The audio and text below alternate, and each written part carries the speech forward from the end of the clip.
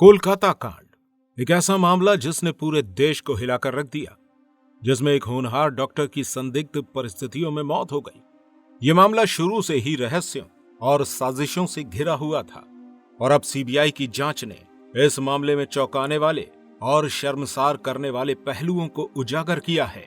ये कहानी केवल एक दुखद मर्डर की नहीं है, बल्कि एक गहरी और अंधेरी साजिश की है, जो सत्ता, ताकत और भ्रष्टाचार से जुड़ी हुई है। पूरे देश की बेटी जो अपने करियर की शुरुआत में ही थी, कोलकाता की एक प्रतिष्ठित मेडिकल कॉलेज में एक बेहद संदिग्ध परिस्थितियों में उसकी बॉडी मिली। जिस कॉलेज को शिक्षा और चिकित्सा के क्षेत्र में नंबर 1 माना जाता था, वो कैसे एक क्रूर हत्या का स्थल बन गया, यह सवाल अब सबके मन में है। घटना के शुरुआती दिनों में पुलिस ने जल्दी जल्दी एक संदिग्ध का नाम लिया, एक कन्फेशन लिया गया और मामला बंद कर दिया गया। लेकिन समय के साथ एक काला सच उभरने लगा, जो इस मामले को और भी भयानक बनाता है। यह सवाल उठता है कि क्या असली गुनहगार अब भी खुलेआम घूम रहे हैं? क्या उनकी रक्षा करने वाली ताकतवर शक्तियां इस मामले को दबाने की कोशिश कर रही हैं? युवा डॉक्टर जो एक मेहनती और समर्पित डॉक्टर थी, उनकी मौत ने पूरे मेडिकल समुदाय को झंझोड़ कर रख दिया है। उनकी मौत के बाद अस्पताल की दीवारों के अंदर छिपे काले रहस्यों का पर्दाफाश होना शुरू हुआ। पुलिस ने जल्दी ही संजय रॉय नाम के व्यक्ति को गिरफ्तार किया, जिसे सीसीटीवी फुटेज में संदिग्ध रूप से देखा गया था। पुलिस के अनुसार संजय रॉय को नशे में धुत पाया गया और उस पर यह हत्या करने का आरोप लगाया गया। लेकिन इस मामले में कुछ बातें मेल नहीं खा रही थी।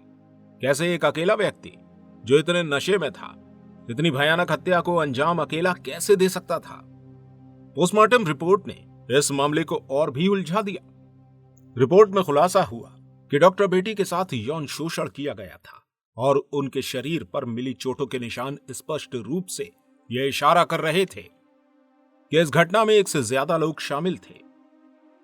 देश भर में विरोध प्रदर्शन शुरू हो गए। मेडिकल समुदाय ने एक सही और निष्पक्ष जांच की मांग की। इस बेटी के माता पिता को पहले बताया गया कि उनकी बेटी बीमार थी, फिर कहा गया कि उसने आत्महत्या की है। लेकिन जब पोस्टमार्टम रिपोर्ट और अन्य सबूत सामने आए, तो इस दावे की सच्चाई पर गंभीर सवाल खड़े हो गए। इस मामले की तह तक जाने के बाद सीबीआई ने जांच शुरू की। उन्होंने पाया कि यह मामला केवल एक हत्या का नहीं है, बल्कि एक बड़े भ्रष्टाचार का हिस्सा हो सकता है, जिसमें अस्पताल के प्रशासन और कुछ राजनीतिक ताकतों का हाथ भी हो सकता है। जैसे जैसे जांच आगे बढ़ी और भी डरावने तथ्य सामने आए। आरजीकर मेडिकल कॉलेज में काम करने वाले उन गंदे दिमागों ने न केवल इस देश की बेटी को, बल्कि और भी बहुत से स्टूडेंट्स और स्टाफ मेंबर्स को भी निशाना बनाया होगा। हालांकि सीबीआई की जांच में बहुत सी अड़चनें आ रही हैं। कई अहम सबूत गायब हो गए और हर मोड़ पर जांच को बाधित करने की कोशिशें हो रही हैं।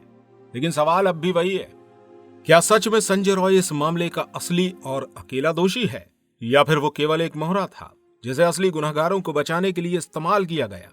यह मामला केवल एक हत्या का नहीं है, बल्कि ये दिखाता है कि कैसे ताकतवर लोग अपने गलत कामों को छिपाने के लिए किसी भी हद तक जा सकते हैं।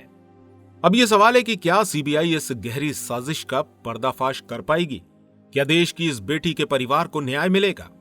और सबसे महत्वपूर्ण सवाल कि आखिर किसने मारा डॉक्टर बेटी को? दोस्तों, इस घटना ने न केवल कोलकाता बल्कि पूरे देश को सोचने पर मजबूर कर दिया है। आपका इस मामले पर क्या विचार है? क्या आपको लगता है कि सच्चाई कभी सामने आ पाएगी? अपने विचार हमें कमेंट सेक्शन में जरूर बताएं और इस जानकारी को जितना हो सके शेयर करें, ताकि न्याय की ये लड़ाई अधूरी न रहे।